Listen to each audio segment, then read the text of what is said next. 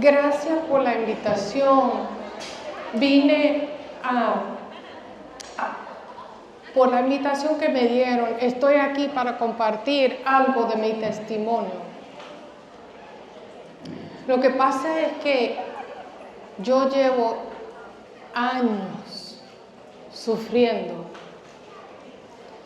años con un dolor fuerte, años visitando a médicos, tratando cualquier herramienta de sanación que me hayan recomendado. ¿Se acuerdan cuando era muy famoso el Herbalife? Lo he probado.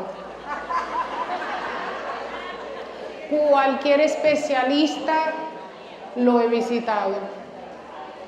Cualquier remedio herbal, los tés, los aceites, todo lo he probado, pero no ha dado resultado. Lo que pasa es que yo llevo 12 años sangrando. ¿Saben cómo se sienten en el peor día de la menstruación? Uy, con calambres, con dolor, sin energía, agotada, dolores de cabeza, sin ganas de levantarte, sin apetito o con ganas de comerlo todo, buscando el chocolate. Cuando se sientan en ese peor día, así me he sentido por 12 años. ¿Están escuchando mi historia? Lo que pasa es que lo peor de eso, mujeres en la premenopausia, no, ni siquiera se comparan, 12 años. Entonces, la razón por la que me es aún más fuerte ese dolor es porque soy judía. Y el hecho de que soy judía implica que la sangre es impura. Esos primeros meses ni me atreví a salir de la casa, ni tenía la energía y no quería hacer a otros impuros. Pero ya cuando por fin tuve la valentía, la energía para salir, yo tenía que pegar gritos, impura, impura, impura, a donde fuera. Porque para los judíos la sangre es impuro. Entonces si yo tocase a alguien, les hacía impuro también. Uy, eso es como publicar a todo el mundo de mi impureza. ¿Se imaginan? Esa es una vida muy aislada. Me he sentido tan sola. No he podido tener el toque físico, ni un abrazo, ni un saludo caluroso por 12 años. Muy solitaria. Entonces, cuando yo escuché que venía un tal maestro que estaba por ahí, por la zona donde yo vivo, que estaba sanando, yo, ¿será que tengo esperanza de que me sane? Ay, yo ya he visitado a tal maestro, tal especialista, tal médico, tal remedio, y nada. Pero hablan de este gran maestro de una forma distinta. Tal vez si le acerco y puedo tocar nada más el borde de su manto, yo pueda quedarme sana. Ay, pero no sé, porque esos discípulos suyos siempre le están rodeando y escuché que hasta estaban regañando a los niños que le venían a acercar. Entonces, ¿cómo es que yo, una impura, le iba a alcanzar a ese gran maestro? Pues voy a correr el riesgo porque queda mi única esperanza.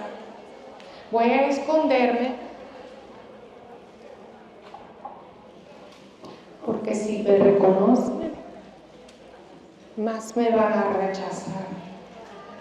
Entonces, con una valentía que ni tenía, me iba acercando al maestro, me iba acercando, sin querer, queriendo, estoy haciendo que todos los demás queden impuros, pero si puedo así acercarme y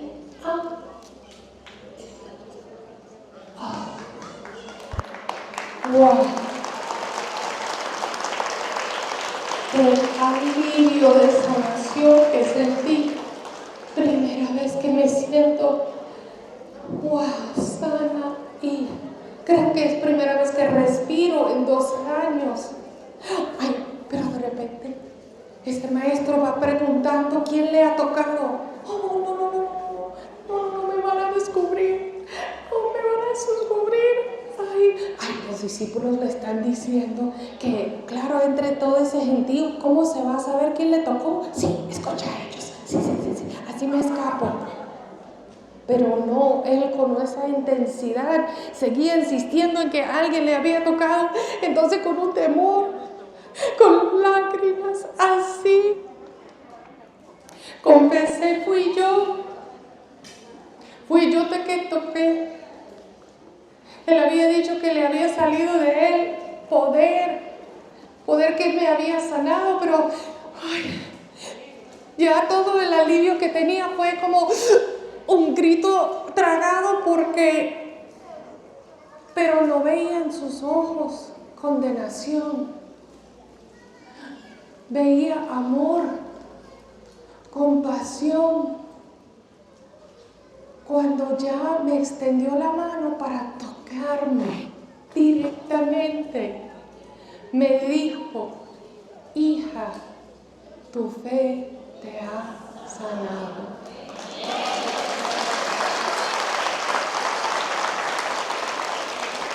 Por eso he venido a visitarles, porque ya quiero pegar gritos por todo el mundo y no impura, sino sanada. Porque y luego, ¿saben lo que pasó? Me enteré que él mismo fue sacrificado para que su sangre pudiera perdonar a todos. Entonces les invito a que conozcan también al que les puede invitar a la familia suya, que te puede dar la bienvenida después de un tiempo aislado y que te llame hija.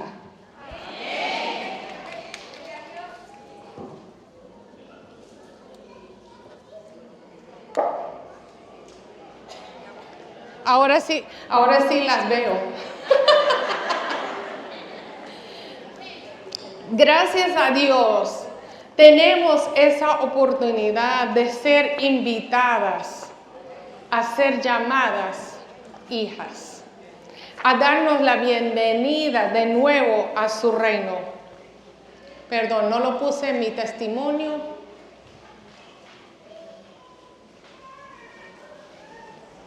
Porque somos amadas, perdonadas y restauradas. Vamos a abrir nuestras Biblias a Isaías 61. Isaías 61, versículos de 1 a 4.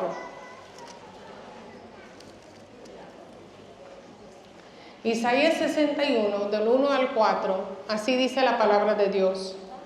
El Espíritu del Señor omnipotente, está sobre mí, por cuanto me ha ungido para anunciar buenas nuevas a los pobres.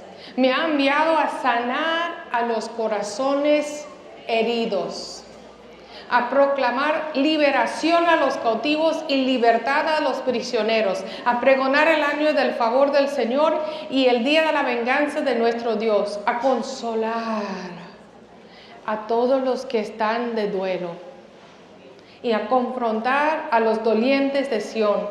Me ha enviado a darles una corona en vez de cenizas, aceite de alegría en vez de luto, traje de fiesta en vez de espíritu de desaliento.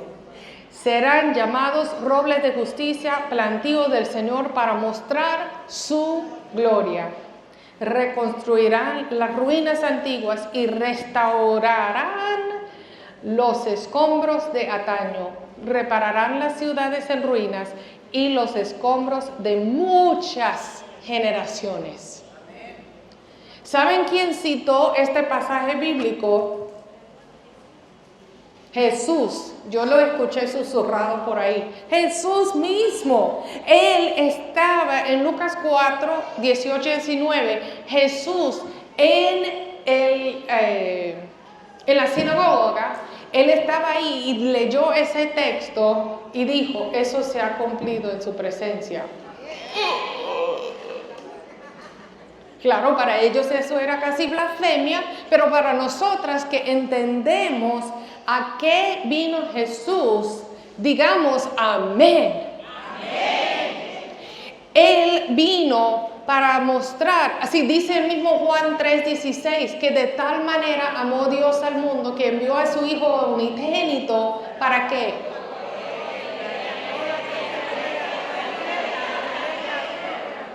Amén. No vino para condenar, no vino para condenar, sino que vino para salvar. Pero si no reconocemos en dónde estamos quebrantados, no podemos ser sanadas en esos quebrantos. Tenemos que decir, mira, he pecado, tengo de qué ser perdonado. Isaías 61 se ha cumplido en el mismo Jesucristo. Pero Él vino no para decir, sí, amor para ti, amor para ti, amor para ti, así, sin condición. Gracia sobre gracia para todas ustedes. Sí lo dijo, pero vino con gracia y verdad. Como dice Juan capítulo 1. Vamos a ver otro ejemplo de otra mujer de la Biblia. Estamos resaltando muchas mujeres de la Biblia en sus historias. ¡Qué lindo! Juan capítulo 8. Juan capítulo 8, porque las grietas, los quebrantos, vienen por diferentes razones, ¿cierto? A veces vienen por algo nuestro. A veces viene por algo de otro. A veces viene por un dolor inesperado. A veces viene por un pecado. Pero Dios tiene la gran capacidad de sanarlo todo. Entonces, Juan capítulo 8, comenzando en el versículo 1, estamos viendo la historia de la mujer encontrada en adulterio. Pero Jesús se fue al monte de los olivos. Al amanecer se presentó de nuevo en el templo. Toda la gente se le acercó y él se sentó a enseñarles.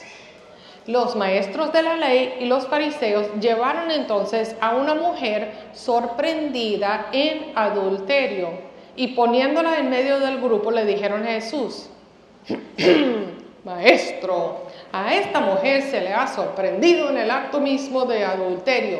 En la ley de Moisés nos ordenó apedrear a tales mujeres. ¿Tú qué dices? Para ponerles un paréntesis del contexto, es cierto que en la ley de Moisés se traía a apedrear a los que se encontraron en adulterio, pero a los, no solamente a la que se encontraba en adulterio, sino a los dos. Yo me pregunto, ¿por qué no trajeron al varón también?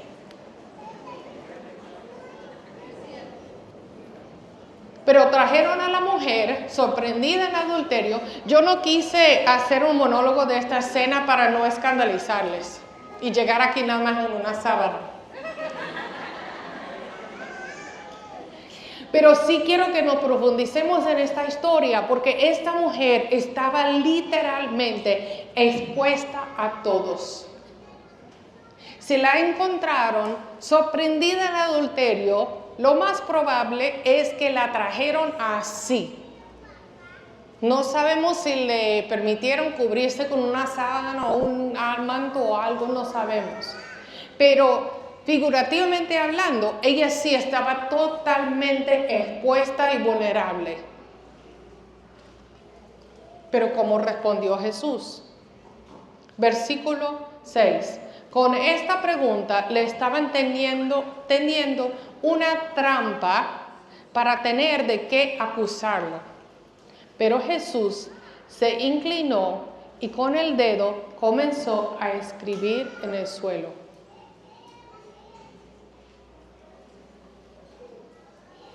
no dijo nada. Y como ellos lo acosaban a preguntas, Jesús se incorporó y les dijo: aquel de ustedes que esté libre de pecado, que tire la primera piedra. E inclinándose de nuevo, siguió escribiendo en el suelo. Al oír esto, se fueron retirando uno tras otro, comenzando por los más viejos, hasta dejar a Jesús solo con la mujer, que aún seguía ahí. Entonces él se incorporó y le preguntó: mujer, ¿dónde están? ¿Ya nadie te condena? Nadie, Señor.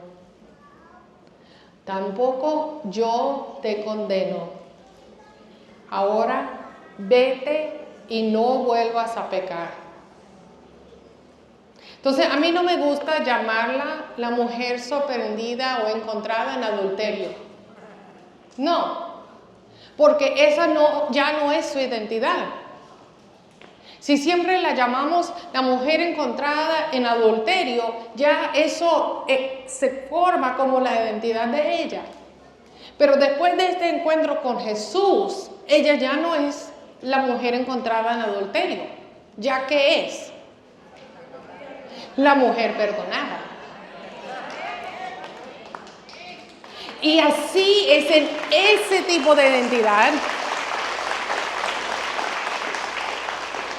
que podemos seguir en el andar cristiano, revestidas de Cristo.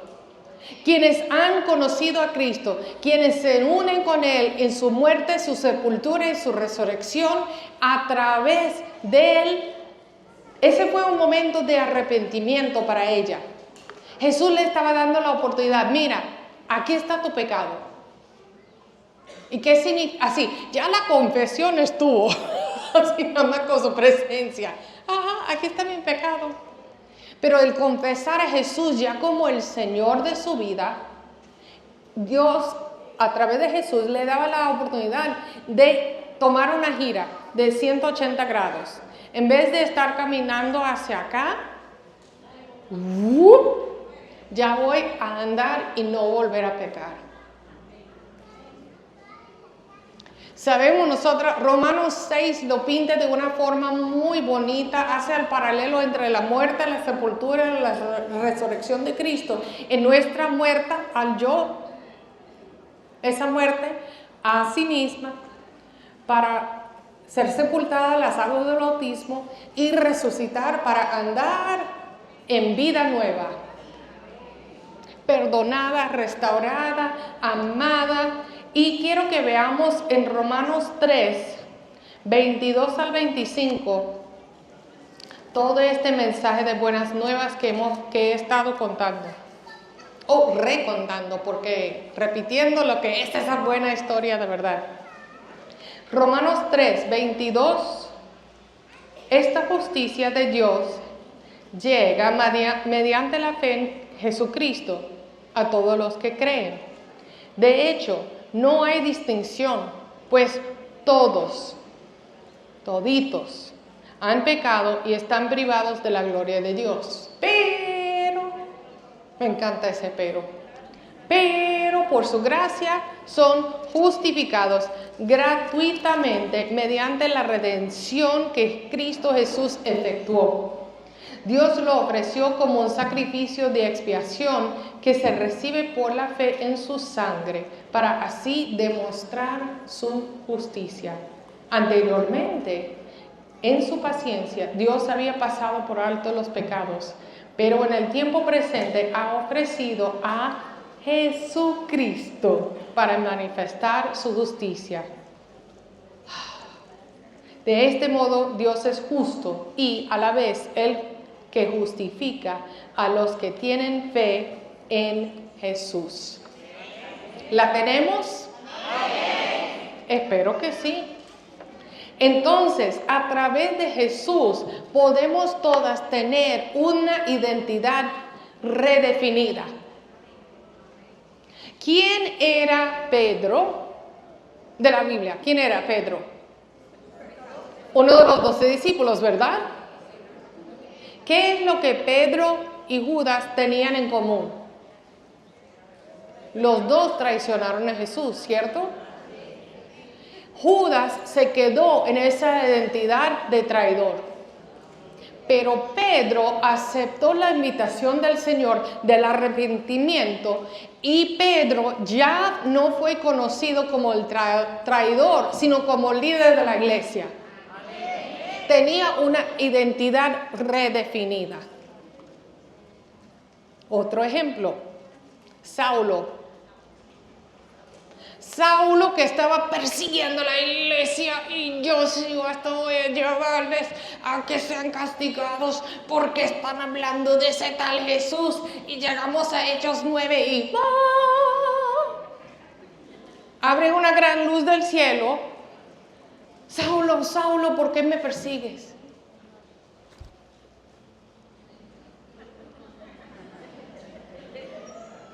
Ahora estoy ciega. Le llevaron a Damasco, Ananías le enseñó las buenas nuevas y pocos capítulos después ya hasta Pablo dejó de ser llamado, ya lo estoy adelantando, Saulo dejó de ser llamado Saulo, por tanto que se lo identificaban con eso de perseguidor de la iglesia y ahora era Pablo. El que era misionero, hizo varios viajes misioneros, llevó a otros para entrenarles, a también enseñar las buenas nuevas. Luego escribió cartas animando a aquellas iglesias a las que había visitado y aun si no había conocido a tal iglesia, les envía una carta: mira, he oído de ustedes y quiero animarles también. Una identidad redefinida, redimida por Cristo Jesús. ¿Saben qué? Los pecados de mi pasado no me definen. ¿Saben qué? Los pecados de sus pasados no les definen. Pero Satanás nos quiere meter en la cabeza de que sí, nos definen. Pero vamos a darle a él. No. Eso no vale. Porque yo sé lo que es la verdad en Cristo Jesús, de que soy amada, perdonada, redimida y con una identidad redefinida. Salmo 103. El salmista lo describe de una manera muy ilustrativa. El Salmo 103, voy a leer los versículos del 8 a 12. Salmo 103, del 8 a 12. El Señor es clemente y compasivo, lento para la ira y grande en amor. No sostiene para siempre su querella, ni guarda rencor eternamente. No nos trata conforme a nuestros pecados, ni nos paga según nuestras maldades.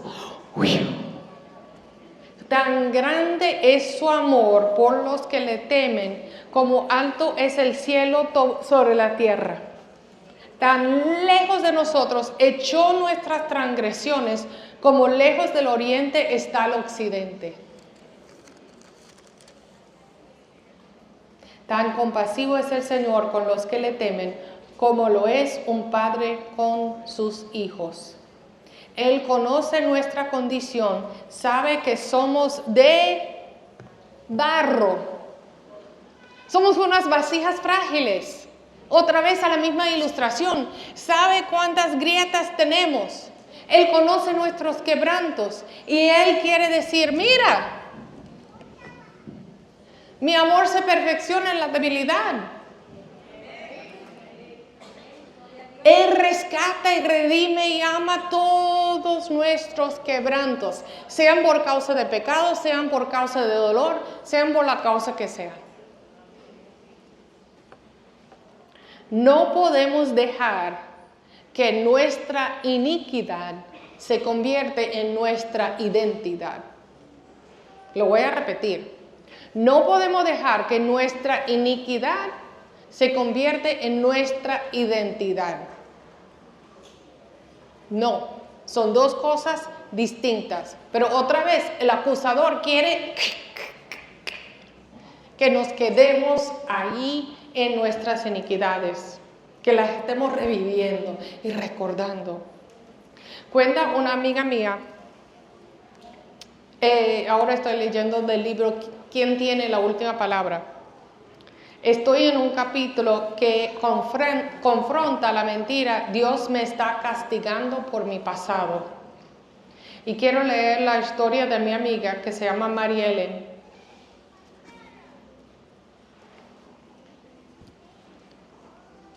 Después de vestirse con Cristo en el bautismo, María Ellen luchó contra la mentira directa de que Dios le estaba castigando por su pasado. Voy a leer su historia en sus propias palabras. Crecí en una familia muy disfuncional, con un padre alcohólico y una madre súper controladora. Entré en un ciclo de comportamiento durante la adolescencia, tratando de encontrar el amor de los varones. Permití que ellos me coaccionaron para la relación física porque pensé que era su manera de mostrarme su amor. En ese tiempo no entendía que el único amor perfecto es el de nuestro Padre Celestial. Fui fiel a cada hombre cuando estuve con él, pero tuve un novio que no me fue fiel. Lo descubrí cuando fui a mi examen anual. La doctora me informó que tenía una enfermedad transmitida sexualmente. Afortunadamente sí tenía remedio. Después de que pasó eso, me mudé a vivir con unos miembros de mi familia y fue cuando conocí a Cristo. Me bauticé a los 23 años, pero mis acciones pasadas no habían cambiado. Seguí tratando de encontrar mi identidad en los hombres, no en Cristo. Hice la terapia para hijos adultos de los alcohólicos y me di cuenta del patrón no saludable. Conocí a un hombre cristiano que era muy distinto a los otros varones que había conocido antes. Comenzamos a salir y luego de 1 año y medio nos casamos. Antes de conocerlo, jamás pensé en tener hijos. Mi nuevo pensamiento fue, si pudiera tener hijos con este hombre, él sería muy buen padre. Dejé de tomar las pastillas anticonceptivas y luego de 1 año todavía no estaba embarazada. Hablé con mi doctora y me dijo que tenía que relajarme. Pasó otro año y seguí no embarazada. Ya comencé a frustrarme más y me pregunté, ¿será que Dios me está castigando por mi pasado? Pensé que Dios nos perdona y que ya no se acuerda de nuestros pecados, tan lejos del este al oeste, como leímos.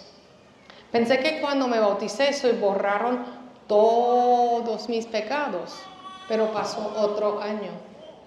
Trasladaron a mi esposo a otra oficina y el compañero tenía una esposa que también tenía problemas de fertilidad. Ella llevaba 13 años con su problema. Visitó a un médico en Texas que le hizo una operación que le ayudó a concebir. Eso le pasó después de 4 operaciones con otros médicos, así que creí que Dios había puesto a ese hombre en la vida de mi esposo para guiarnos a ese nuevo doctor. No vivíamos en Texas, así que tuvimos que viajar a esa ciudad para visitarlo. Me operaron y la operación pareció un éxito, dándonos esperanza. Decidí buscar a un médico local para seguir el tratamiento. Seguí desanimada, pero Dios me dio esperanza un domingo. Al tomar la Santa Cena, abrí mi Biblia en Isaías 54, versículo 1. Tú, mujer estéril, que nunca has dado a luz, grita de alegría. Tú, que nunca tuviste dolores de parto, prorrumpe en canciones y grita con júbilo. Sentí que Dios me estaba hablando directamente y que Él iba a contestar mi oración. Esperé a Dios por meses. Le cuestioné y pensé que quizás solo me imaginaba su respuesta a nuestras oraciones. ¿Me está castigando por mis pecados pasados? ¿Me perdonaba de verdad? No fue tanto como esperó Sara, pero 6 meses son una eternidad para alguien que quiere salir embarazada. Pasaron 4 años y medio desde que dejé de tomar las pastillas anticonceptivas. Perdí la esperanza de que fuera a tener hijos, pero el tiempo de Dios es perfecto. Salí embarazada. Ahora tenemos 2 hijos bellísimos que estamos criando en el Señor. Las verdades que llegué a conocer son: Dios no nos castiga por nuestros pecados cuando ya hemos sido perdonados, pero a veces tenemos que vivir las consecuencias de nuestras acciones. La enfermedad que me dio el exnovio posiblemente causó algún daño en mis órganos reproductivos, pero Dios usó a los doctores para ayudarme a salir embarazada. Verdad número 2. Los pecados de mi pasado no me definen, Dios me define. Amén. Número 3. La sangre de Cristo me hace limpia todos los días. Amén. Los médicos nunca supieron la razón por la cual no podía salir embarazada, pero yo sé que Dios sabía los deseos de mi corazón y que me tenía un plan. Jeremías 29:11. Marielen no dejó que Satanás ni los doctores tuvieran la última palabra. Confió en la esperanza abundante que solo viene de Dios sin importar el resultado. Por ejemplo, Sadrach, Mesach y Abednego le respondieron a Nabucodonosor: no hace falta que nos defendamos ante su majestad. Si se nos arrolla al horno de llamas, el Dios al que servimos puede librarnos del horno y de las manos de su majestad. Pero aun si nuestro Dios no lo hace así, sepa usted que no honraremos a sus dioses ni adoraremos a su estatua. Daniel 3, 16 al 18.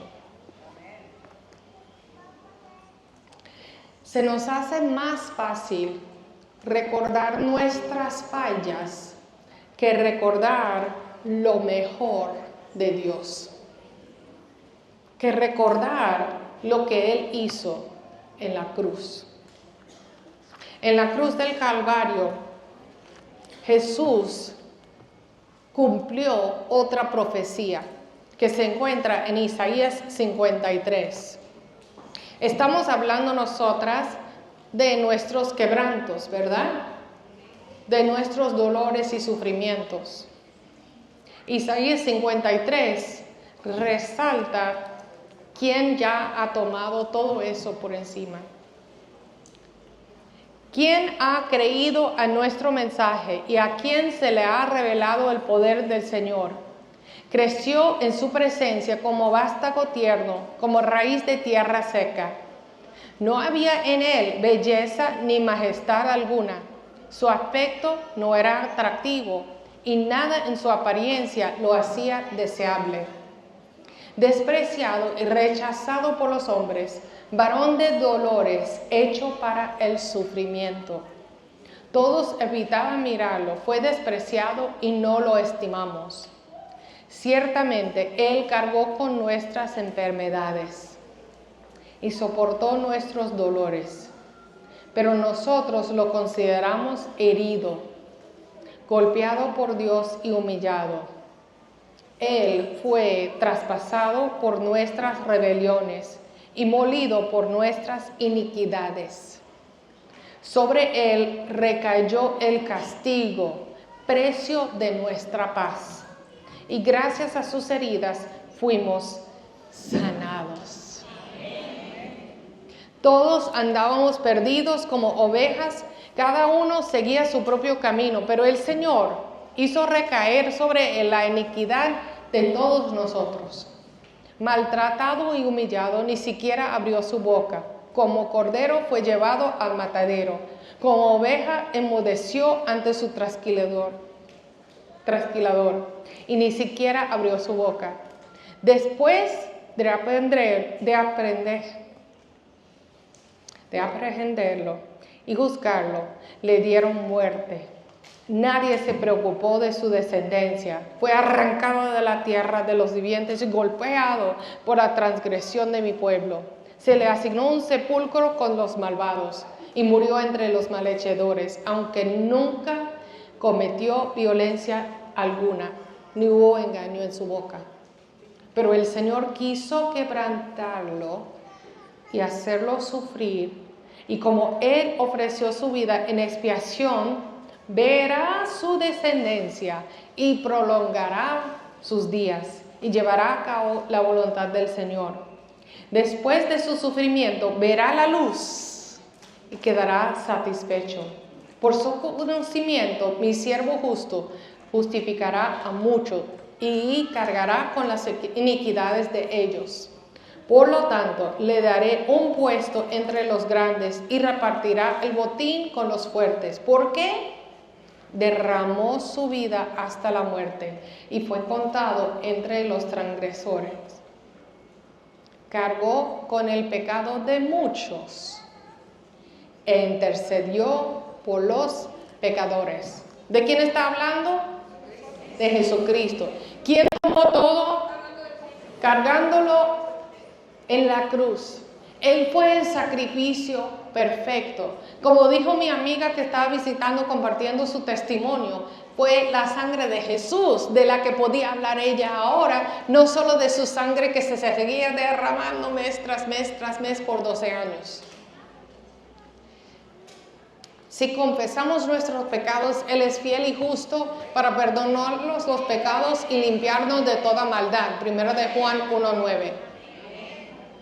Es parte de esos pasos de fe que tomamos, que confesamos su nombre, confesamos nuestra condición como pecadoras, porque hemos oído las buenas noticias.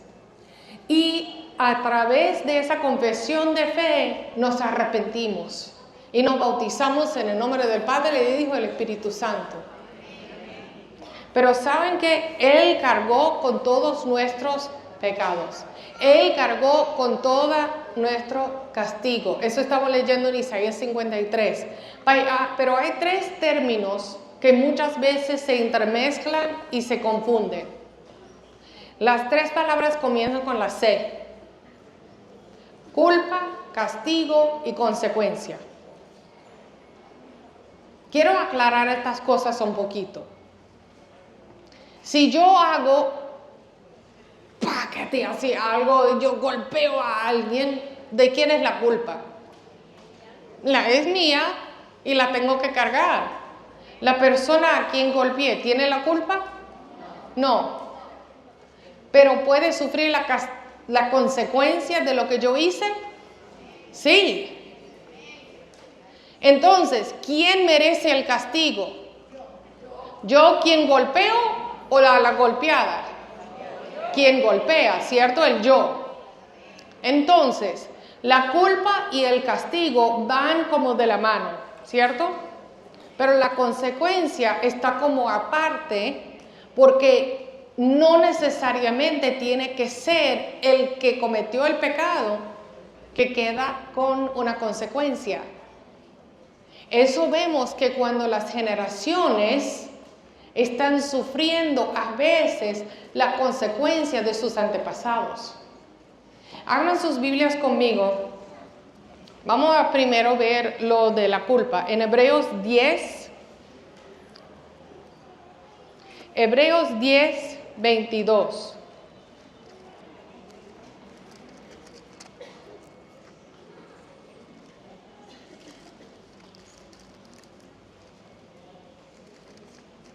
Hebreos capítulo 10, versículo 22, dice la palabra así: acerquémonos pues a Dios con corazón sincero y con plena seguridad de que la fe, interiormente purificados de una conciencia culpable y exteriormente lavados con agua pura. ¡Ah! Hasta nos puede limpiar la conciencia. Satanás, el acusador, quiere decirnos: ajá, sigues culpable por eso. ¿Y cómo le respondemos? No, Dios ya me perdonó por eso. Capítulo 9 del mismo libro de Hebreos, capítulo 9, versículo 14. Si esto es así, ¿cuánto más la sangre de Cristo, quien por medio del Espíritu eterno se ofreció sin mancha a Dios, purificará nuestra conciencia de las obras que conducen a la muerte, a fin de que sirvamos al Dios viviente? Ya no tengo que vivir bajo esa culpa así tan cargada. Y Jesús ya la tomó en la cruz. Él ya hizo el sacrificio perfecto. Claro, somos sacrificios vivos, como dice Romanos 12:1. Entonces, como sacrificios vivos, a veces nos queremos parar del altar y así vivir nuestra vida como mejor nos parezca. No, diariamente tenemos que llevar nuestra cruz, morir a nosotras mismas y seguir como buenas siervas, fieles, discípulos, seguidores de Cristo. Pero ya esa culpa que antes cargábamos, libres de ella.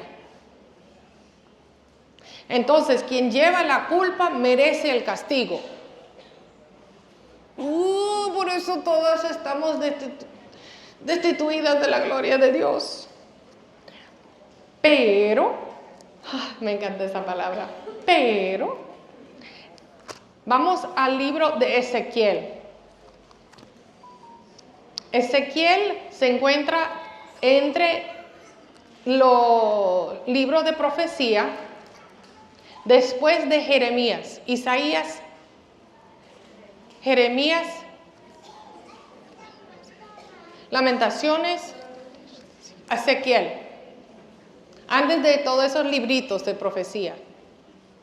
Ezequiel 18.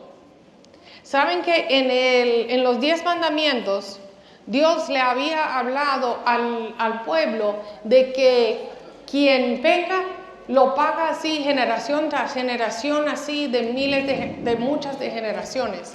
Y quien sigue al Señor se va a llevar la bendición de 3 en 4 generaciones. Pero eso fue así como condenar ya a las muchas futuras generaciones o dar bendición a quienes les seguían fiel. Entonces los israelitas estaban confundidos de lo que Dios de verdad quería decir con eso. Entonces cuando llegó el profeta Ezequiel, él llegó para aclarar ese punto. Entonces vamos a leer esta aclaración en el libro de Ezequiel, capítulo 18. Voy a comenzar en el versículo 20. Todo el que peque merece la muerte, pero ningún hijo cargará con la culpa de su padre, ni ningún padre con la del hijo. Al justo se le pagará con justicia y al malvado se le pagará con maldad. Si el malvado se arrepiente de todos los pecados que ha cometido y obedece todos mis decretos y practica el derecho y la justicia, no morirá. Vivirá por practicar la justicia, y Dios se olvidará de todos los pecados que ese malvado haya cometido. ¿Acaso creen que me complace la muerte del malvado? No quiero más bien que abandone su mala conducta y que viva. Yo, el Señor, lo afirmo. Si el justo se aparta de la justicia y hace lo malo y practica los mismos actos repugnantes del malvado, ¿merece vivir? No, sino que morirá por causa de su infidelidad y de sus pecados, y no se recordará ninguna de sus obras justas. Ustedes dicen, el Señor es injusto, pero escucha, pueblo de Israel, ¿en qué soy injusto? ¿No son más bien ustedes los injustos? Cuando el justo se aparta de la justicia, cae en la maldad y muere, pero muere por su maldad. Por otra parte, si el malvado se aleja de su maldad y practica el derecho y la justicia, salvará su vida. Si recapacita y se aparta de todas sus maldades, no morirá, sino que vivirá. Sin embargo, el pueblo de Israel anda diciendo, el Señor es injusto. Pueblo de Israel, ¿en qué soy injusto? ¿No son más bien ustedes los injustos? Por tanto, a cada uno de ustedes, los israelitas, los buscaré según su conducta. Lo afirma el Señor omnipotente. Arrepiéntanse y apártense de todas sus maldades para que el pecado no les acarree la ruina. Así como hablando ahí de la consecuencia, ¿verdad? Arrojen de una vez por todas las maldades que cometieron contra mí y háganse de un corazón y de un espíritu nuevos. ¿Por qué habrás de morir, pueblo de Israel? Yo no quiero la muerte de nadie. Conviértanse y vivirán, lo afirma el Señor omnipotente.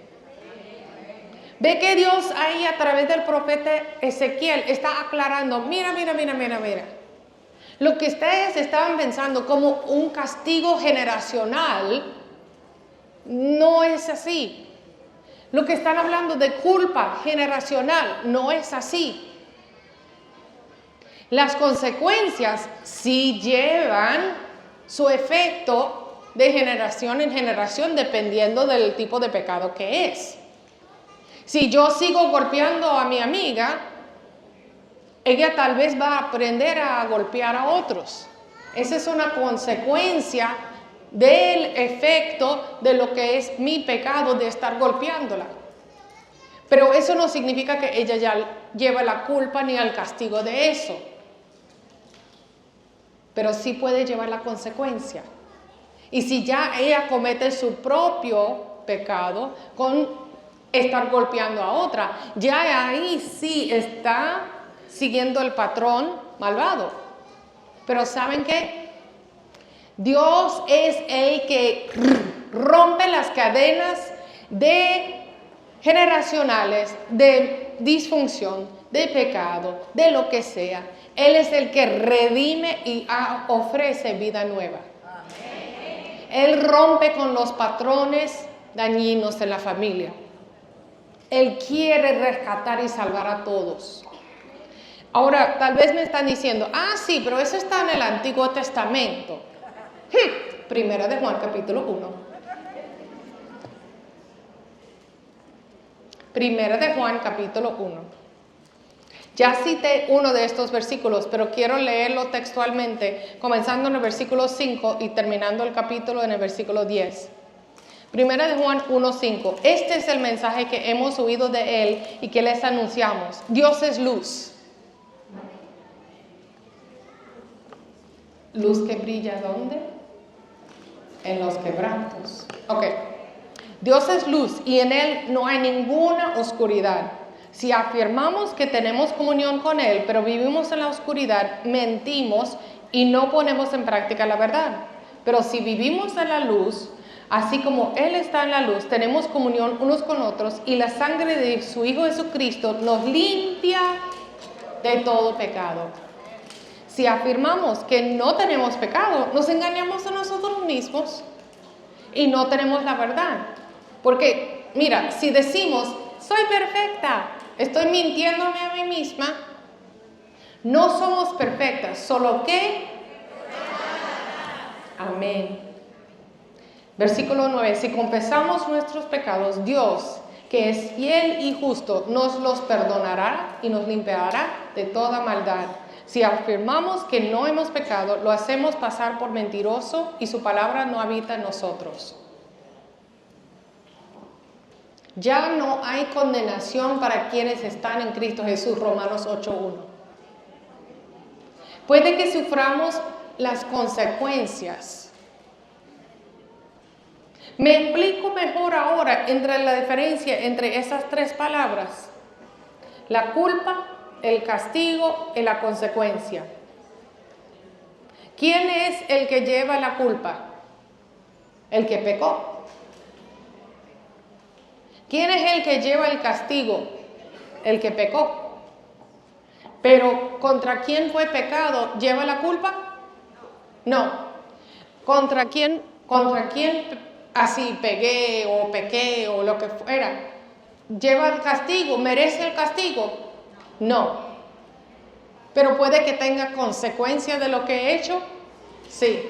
Yo llevo también consecuencia de lo que he hecho. Estoy dañando mi relación con esa amiga si la estoy golpeando, sea físicamente, sea por mis palabras, verbalmente, sea por mi actitud.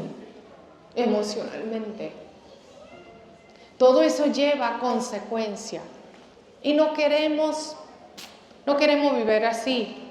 Pero la culpa y la vergüenza, muchas veces, Satanás nos quiere mantener ahí porque nos puede impedir aceptar la bendición generosa de Dios de la redención total. 2 Corintios 7. Cuando yo, que estoy golpeando mucho a mi amiga, ya entro en una tristeza por lo que le estoy haciendo, tengo que ver qué tipo de tristeza es. Es una tristeza que, ay, me descubrieron. Por tanto que le estaba hablando mal a mi amiga, ya me descubrieron, estoy triste por eso. No, o si es una tristeza que lleva al arrepentimiento. 2 Corintios capítulo 7, versículos 9 y 10 dicen así. Sin embargo, ahora me alegro, no porque se hayan entristecido, sino porque su tristeza los llevó al arrepentimiento. Ustedes se entristecieron tal como Dios lo quiere, de modo que nosotros de ninguna manera lo hemos perjudicado. La tristeza que proviene de Dios produce el arrepentimiento que lleva a la salvación, de la cual no hay que arrepentirse, mientras que la tristeza del mundo produce la muerte. Porque la tristeza del mundo no lleva al arrepentimiento, no nos lleva a otra vez a andar en luz como Dios es luz. Ay, pero caminando por ahí por la luz, uy, si me tropiezo aquí, uy, se cae allá, se levanta de nuevo y se pone a cantar, se levanta de nuevo y se pone a cantar. ¿Cantar qué? Del gran perdón de Dios, cantar del gran amor de Dios que nos levanta, que si seguimos caminando con Él, Él quiere llevarnos a una vida restaurada.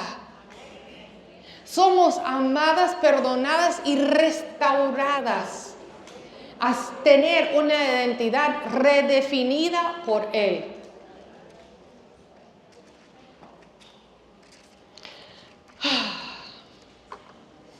Amadas, perdonadas y restauradas. Por sus heridas somos sanadas y perdonadas. Fue por su gran amor que fue sacrificado en la cruz del Calvario. Pero no solo que murió, sino que también resucitó para invitarnos a también andar en vida nueva con Él. Amén. Entonces ya no vivamos bajo la culpa ni bajo el castigo. Eso muere ahí en las aguas del bautismo. Y si es en cualquier momento que nos tropezamos en el pecado, pues confesamos los pecados, y ya mi identidad no se cambie, no se convierta a la mujer sorprendida en adulterio. No, ya es la mujer perdonada. Amén. Más adelante mi amiga y compañera Katy les va a estar hablando de esa nueva identidad que tenemos en Cristo. Más adelante también vamos a ver cómo podemos identificarnos como restauradas. Pero antes de cerrar esta sesión ahorita y pasar al almuerzo que ya se está preparando, quiero invitarles a una oración dando gracias a Dios por esa gran salvación que nos ofrece. Oremos. Padre Santo, Padre Eterno, Padre Celestial, Padre amoroso, aun si teníamos antes un Padre no tan amoroso, terrenal, damos gracias, Señor, porque tú eres nuestro Padre perfecto. Gracias por no esperar que fuéramos perfectas nosotras. Tú más que nadie conoces nuestras fallas, nuestros dolores, nuestros quebrantos, pero gracias, Señor, por servir siempre en ese sentido de ser quien redime, quien rescata, quien perdona y quien restaura.